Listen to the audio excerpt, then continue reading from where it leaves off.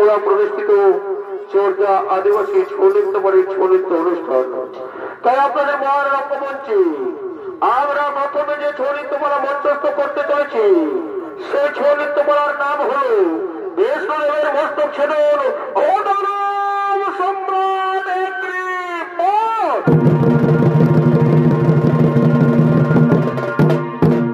তাই আমাদের ওস্তাদ রয়েছেন স্বর্গীয় পদ্মশ্রী গম্ভীর সিং মোড়ার বড় ছেলে কার্তিক সিং মোড়া। ম্যানেজার অনিল সূত্রধর। বাদ্যযন্ত্রে সহযোগিতা করেছেন করমচাঁদ কালিন্দী, কাপল কৈবর্ত, চায়না কালিন্দী ও সহশিল্পীবৃন্দ। বাঁশিতে সহযোগিতা করেছেন গৌরপদ মাছোয়ার। কেশরকে সুর দিচ্ছেন তরুণ সুরকার ওস্তাদ জয়দেব পুরী। গায়ক সহনায়ক তরণী সেন মাহাতো ভাষ্যকার। সকলকেই জানাই নমস্কার, নমস্কার, নমস্কার।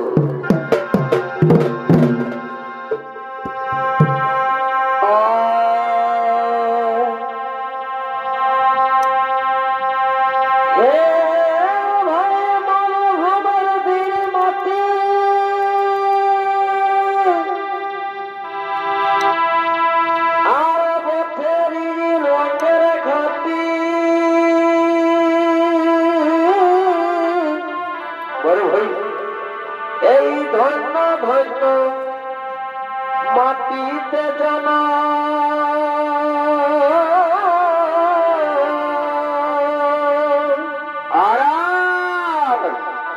আর পুরুলিয়া আমাদের জেলা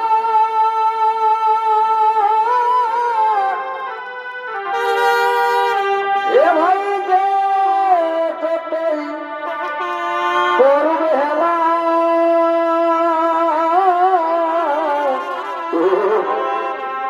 এই নহি আমরা কোন অংশে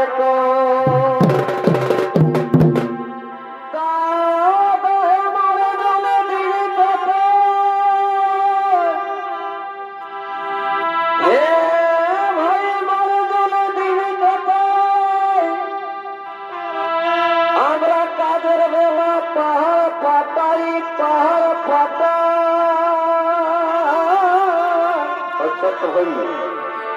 এই শুনতে পালে ধরে ধান সারতা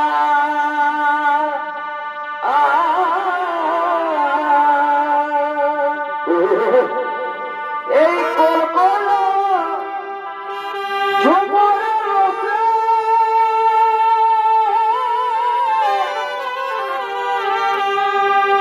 আর মাই দাদা রিঝের বসে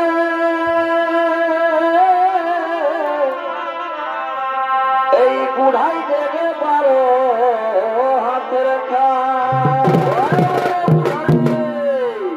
তাই ছোমার দে জীবন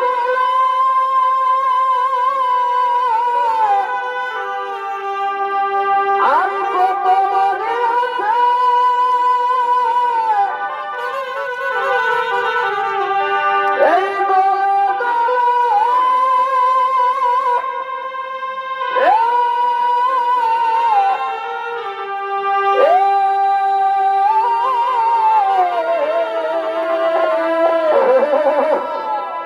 এই ভাই লোহাকে চম্মুকে যাব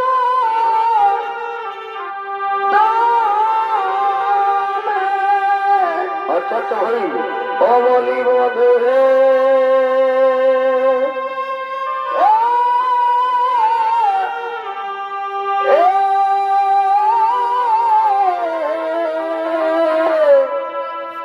এ ভাই লোহাকে চম্মুকে যাব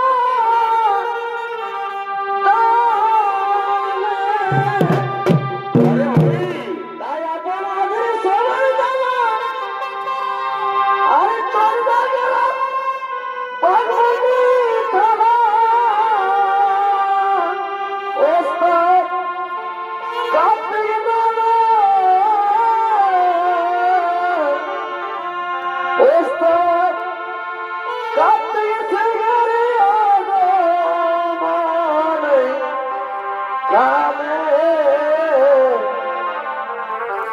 তাই ছমাতে মান কি আর মানে ও কবি কোনে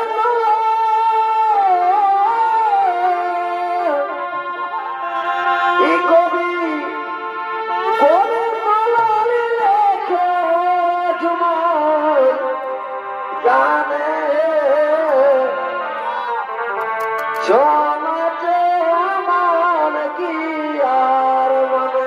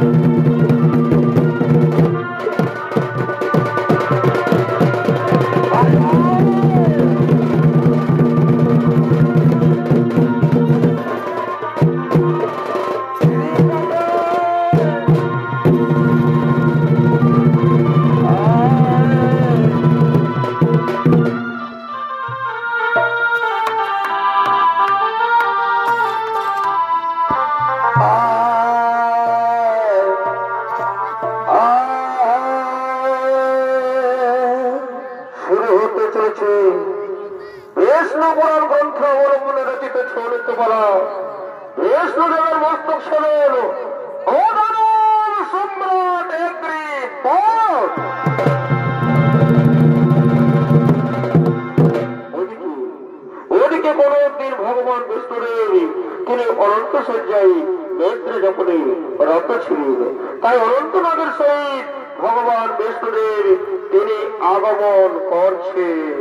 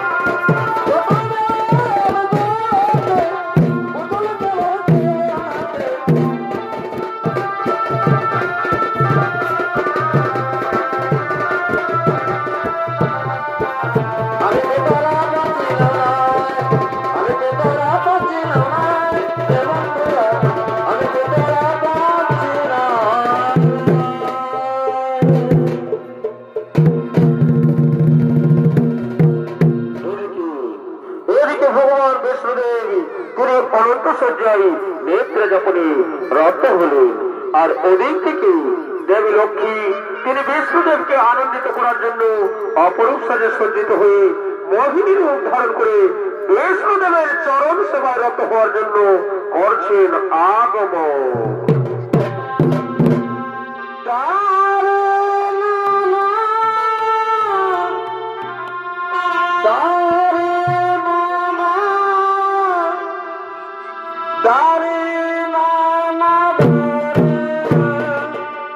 Dare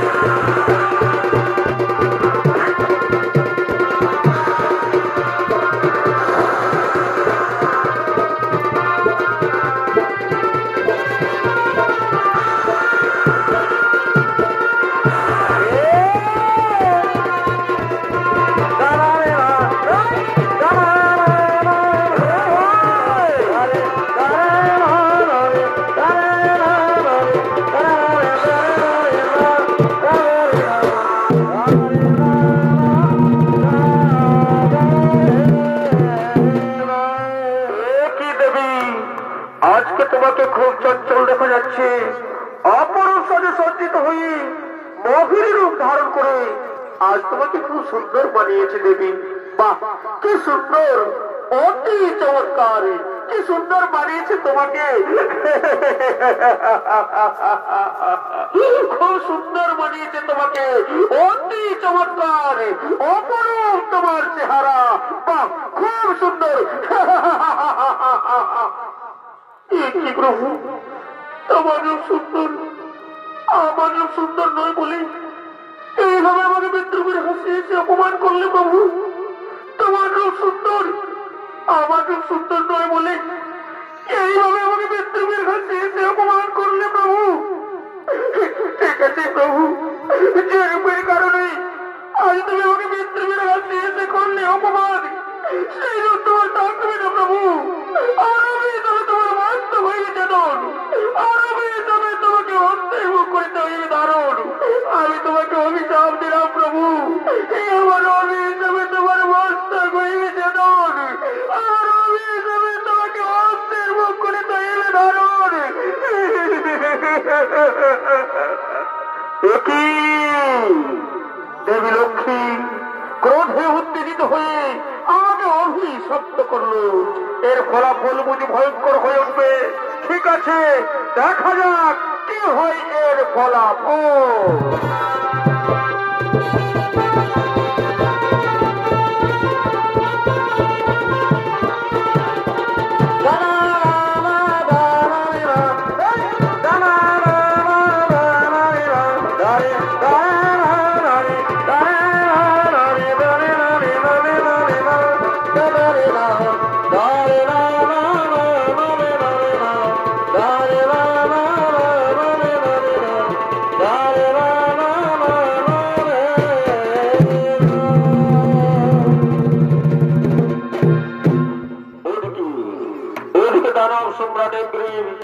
তিনি অমরত্ব বরলাভের পরিকল্পনায় দেবী দুর্গার কঠোর আরাধনা করার জন্য জনমানবহীন গভীর অরণ্যে করেছেন আগমন।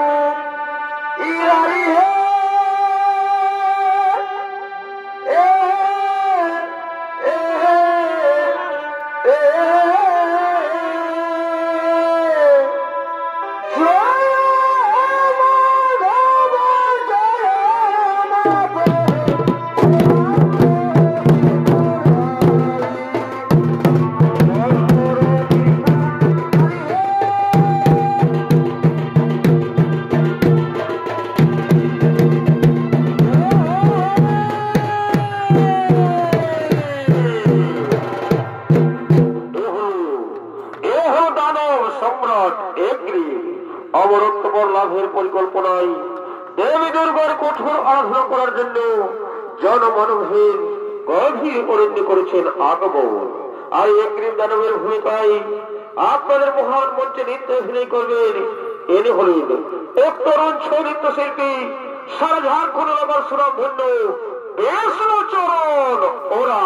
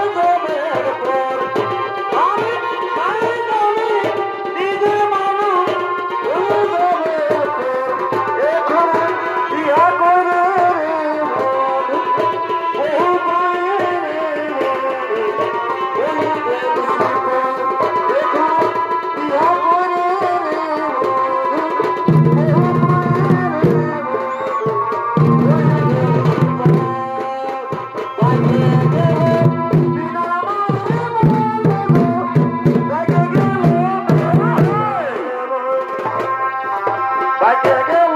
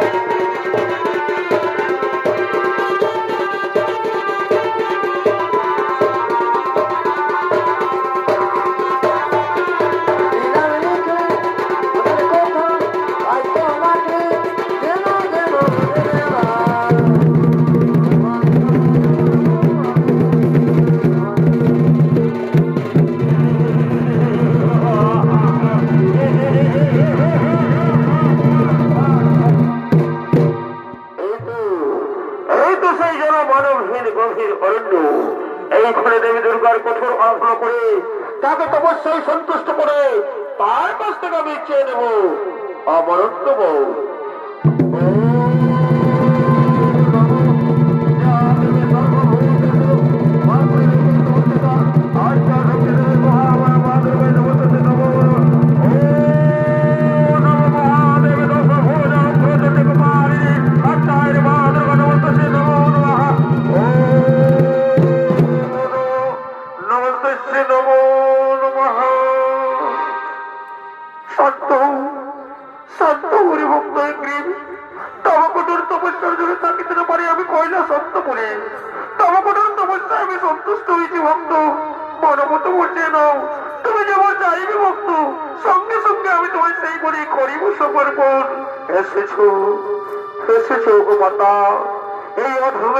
সারা দিয়া কৃপা করিয়া আসিয়াছ হেথা আপনার চরণে জানাই শতকোটি প্রণাম মাতা, আপনার চরণে জানাই শতকোটি প্রণাম।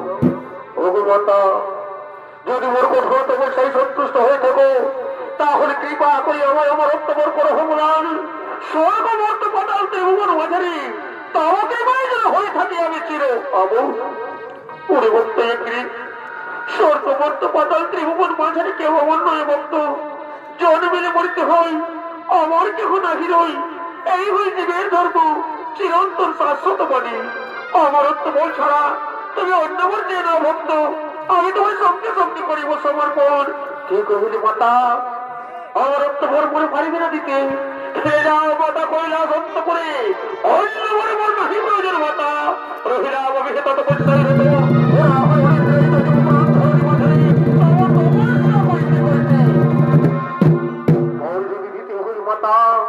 কৃপা করি আমায় অমরত্ব বর করো ভগবান। অমরত্ব বর ছাড়া অন্য বলে মন নাহি প্রয়োজন মাতা। অমরত্ব বর ছাড়া অন্য বলে মন কখনো নাহি প্রয়োজন। শান্ত হরি ভক্ত একটি প্রকারান্তে আমি তোমার অমরত্ব বর করিলাম প্রদান। স্বর্গমন্ত পাতাল ত্রিভুবন মাঝের হইতে চির অমর দেব দত্ত জন করেন তোমার অকিন্নর পিসার কাহারও হতে তোমার না হইবে মরণ। তবে হে ভুল করিয়া কখনো এই স্বর্গমন্ত পাতাল ত্রিভুবন মাঝারে না করি অধর্ম আচরণ। শক্তির অহংকারে কখনো করিও না দেবতাদের শক্তি বিবাদ। তা না হইলে প্রয়োজন মতে তব মুখে রাখতে বিলিপ্ত হইবে যে জন, সেই জন হস্তে তোমার হইবে মরণ। ধন্য ধন্য আপনি মাতা, আর আপনি আমায় এই বলে করো প্রদান। আপনার চরণে জানাই শতকোটি প্রণাম মাতা, আপনার চরণে জানাই শতকোটি প্রণাম। কথাটা মনে রেখো রে ভক্ত একটি, আমি এগুলো আসছি ভক্ত, আমি এগুলো আসছি, আমি এগুলো আসছি।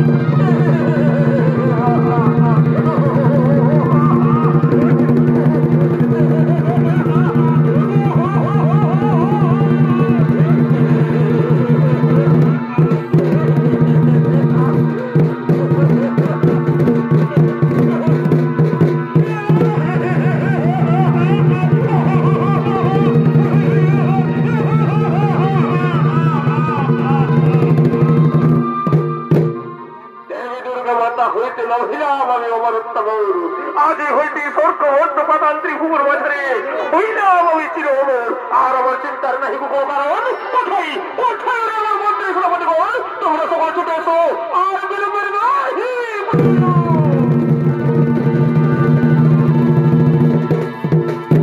আদেশ করুন সম্রাট।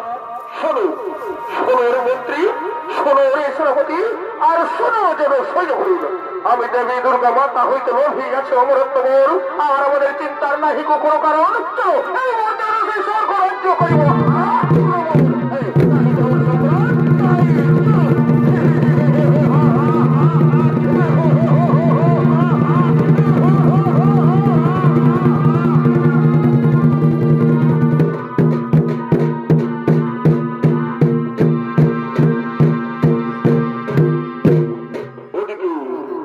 দানব সম্রাট এগ্রিব তিনি তার মন্ত্রী সেনাপতি সৈন্যদের নিয়ে স্বর্গরাজ্যে আক্রমণ করার জন্য এগিয়ে চলেছে।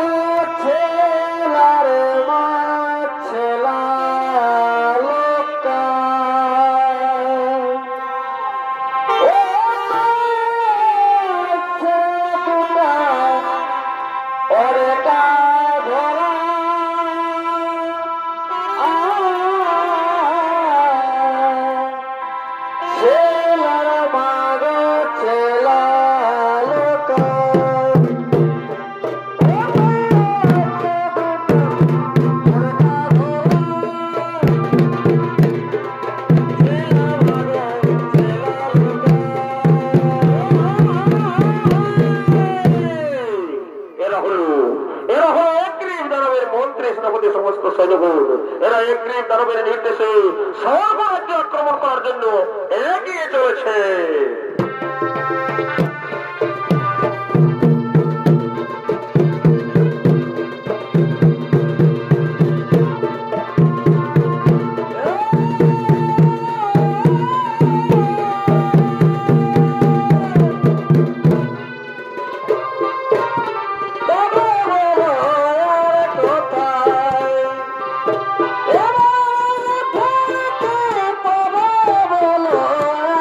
কোথায়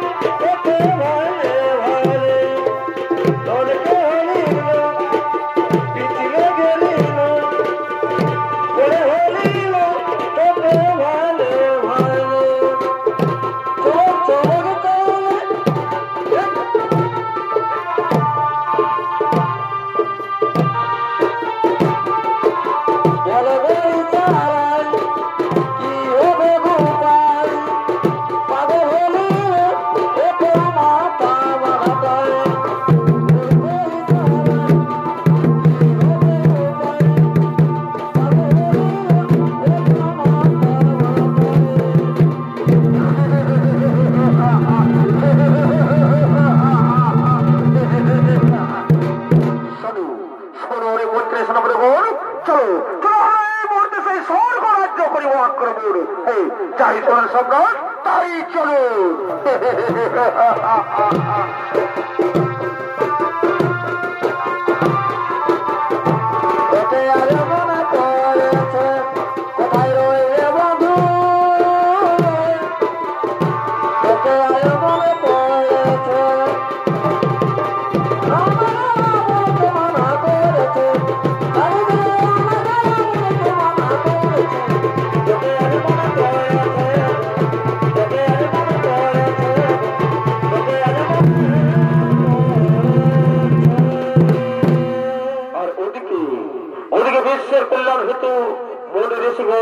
তারা বিশ্ব কল্যাণ যজ্ঞ শুরু করার জন্য ধীরে ধীরে যজ্ঞস্থলের দিকে করছেন আগমন। এ ভাই চল মিলে চলিতে পারে, ওই আমি যোদ্ধা বলে আরে চল মিলে চলিতে পারে, ওই আমি যোদ্ধা বলে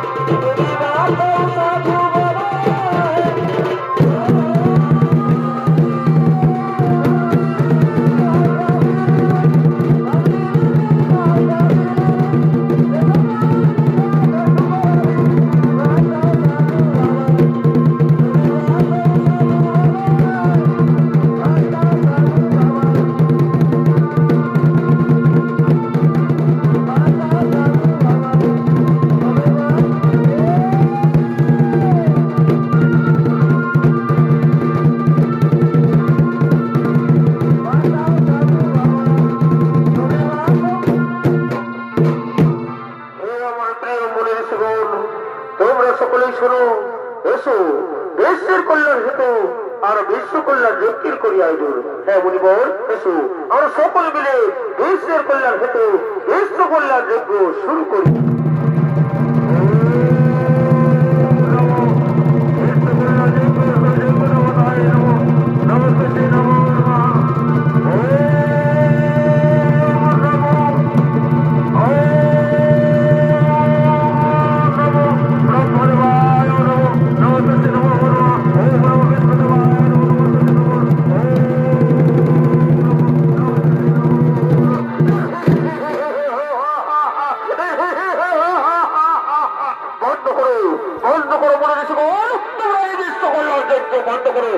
আমার মন্ত্রী সেনা করে গো তোমরা এই মনে ঋষিগণের মধ্যে করে নিয়ে চলো ওই সবার কারাগারে করে বলবে রক্ষা করো।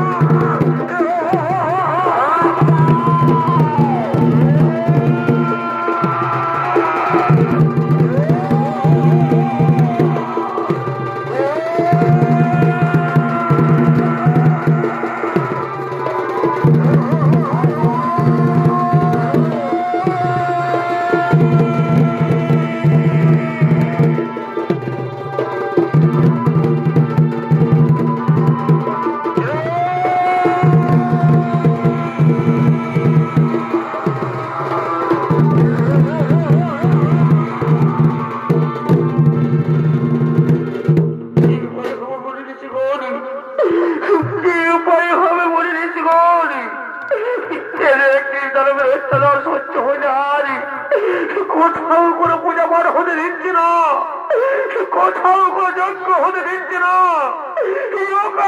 মনি ঋষিগণের উপর করেছে নির্যাতন।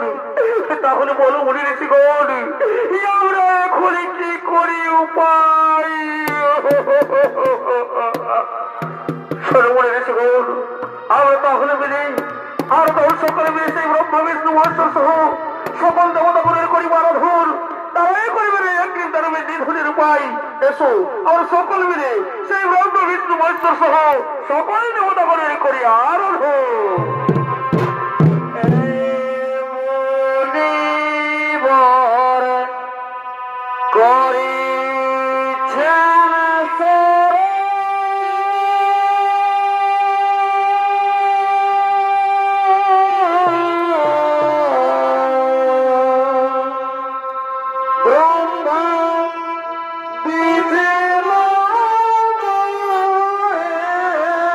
So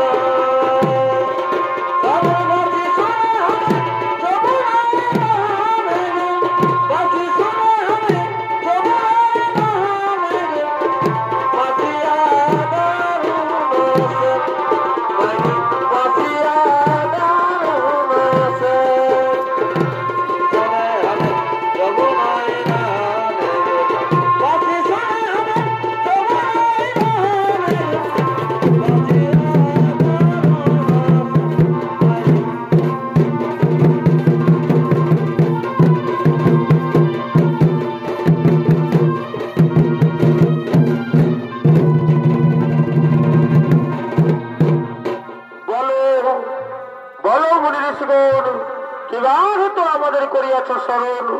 শরীর শরীর প্রভু ব্রহ্মদেবী, শরীর প্রভু বিষ্ণুদেবী, শরীর প্রভু ভোলামহেশ্বর, দানবের অত্যাচার সহ্য হয়ে হারি। কোথাও কোনো পূজা পাঠ হতে দিচ্ছে না, কোথাও কোনো যজ্ঞ হতে দিচ্ছে না। মনে ঋষি ঘরের উপর করেছে নির্যাতন। বলি প্রভু বিষ্ণুদেবী, কিভাবে হইবে একগ্রীব দানবের নিধন? আমরা কিভাবে একগ্রীব দানবের হাত থেকে মুক্তি পাবো প্রভু? আমরা কিভাবে একগ্রীব দানবের হাত থেকে মুক্তি পাবো? শোনো মনে ঋষিগণ, আমাদের কারো হাতে না হইবে একগ্রীব দানবের নিধন। দেবী দুর্গার বড় পরিহার হয়ে একগ্রীব দানব আজ স্বর্গ মন্ত পটল ত্রিভুবন বাজারে করেছে অন্যায় অত্যাচার। তাকে নিধন করতে হলে আমরা সেই আদ্যা শক্তি মহামায়া দেবী দুর্গার করিব স্মরণ। তিনি করিবেন একগ্রীব দানবের নিধনের উপায়। এসো আমরা সকল মিলে সেই আদ্যা শক্তি মহামায়া দেবী দুর্গার করি স্মরণ।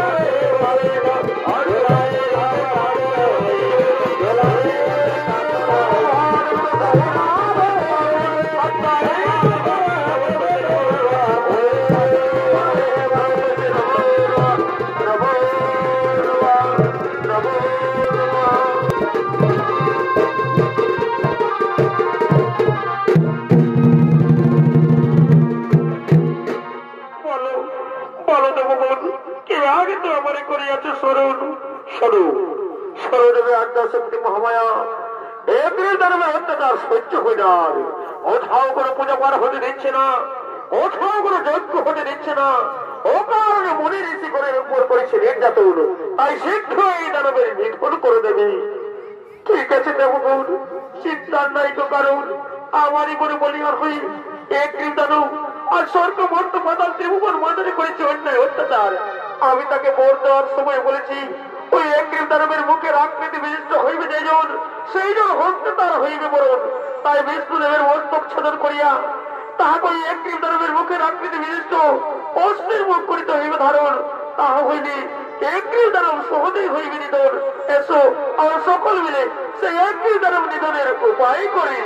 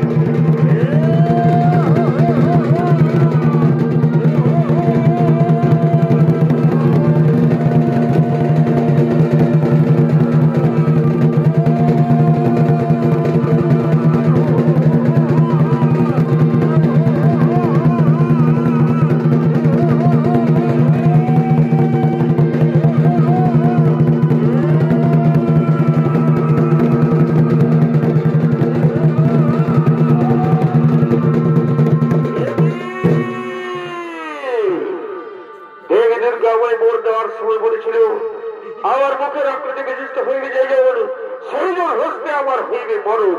তাহলে কি এই সেই ব্যক্তি ওই সুলতান ও তো স্পর্ধা হল তোর একটি সবকে অস্ত্র ধরে দাঁড়িয়েছি।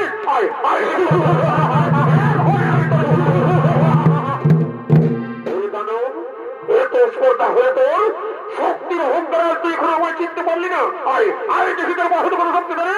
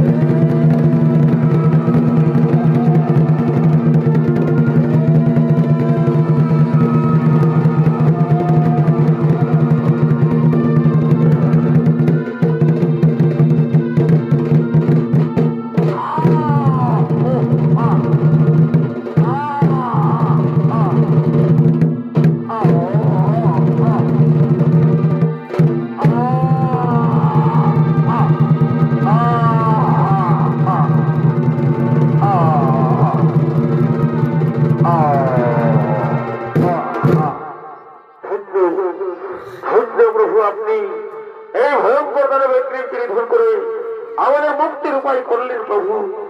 আপনার চরণে জানাই শতকোটি প্রণাম প্রভু, আপনার চরণে জানাই শতকোটি প্রণাম। শোনো মনে রসুন, শোনো দেবগণ, আমি অগ্রিম দানবের করিলাম নিধন, আর আমাদের চিন্তার নাহিব কোনো কারণ। চলো এবার আমরা নিজ নিজে আলোয় করিব গমন, নিজ নিজে আলোয় করিব গমন।